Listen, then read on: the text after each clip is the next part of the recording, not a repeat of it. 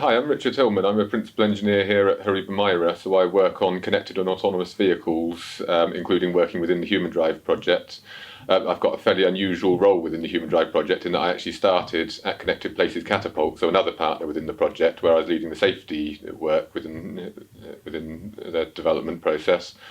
And then I moved to another partner, to Horiba Mira, where I'm now supporting that safety work and also leading the dynamic testing element of the project. So we've got two strings to our role in the project. So the first element is the safety work package. So we're supporting what Connected Places Catapult are doing upon the safety. So we've been helping with some of their analysis of the system, and then we're also doing some research within that on how to test AI within autonomous vehicles and the complexity of understanding how these control systems react in very complex environments with a lot of different permutations. And then the other string to our support of the project is the dynamic testing element. So we're planning and carrying out test cases in a complex environment with lots of autonomous actors able to interact with the vehicle to be able to interrogate how the system reacts in high-speed scenarios with other road users around.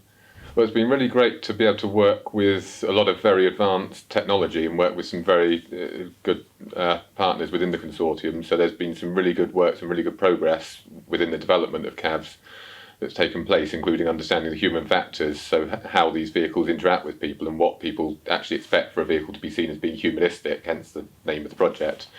And then there's some cutting-edge work on safety. The actual system development itself, of course, is very advanced. So to be a part of that with all these partners and part of a really challenging ambition to complete this grand drive and be able to contribute to that has been really good, both for myself and for Horiba Mira.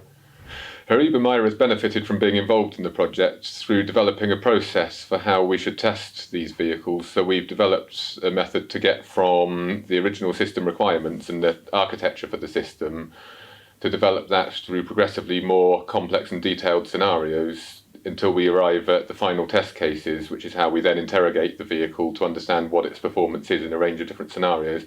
And that's something that we feel is exploitable to a range of different test programs, not just for autonomous vehicle projects such as this, the sort of R&D end, but also for production vehicles.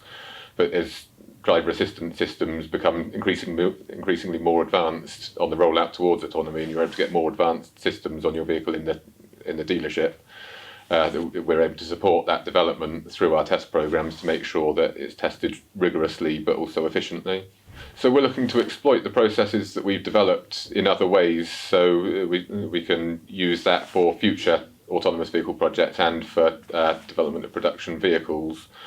We feel that it's a method that allows us to test the system very efficiently, minimising sort of wasted test cases, minimising duplication, but also to investigate it thoroughly and make sure we've caught as many error states as we possibly can.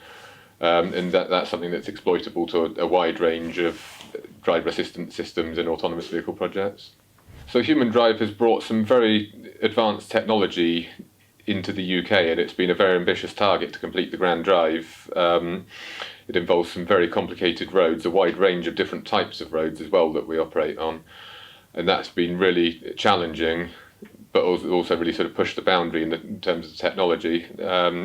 We've brought together a lot of very good partners. We've shown that the UK is a really great place to be doing testing with these challenging roads, and that the UK government is providing really good support for these sorts of trials.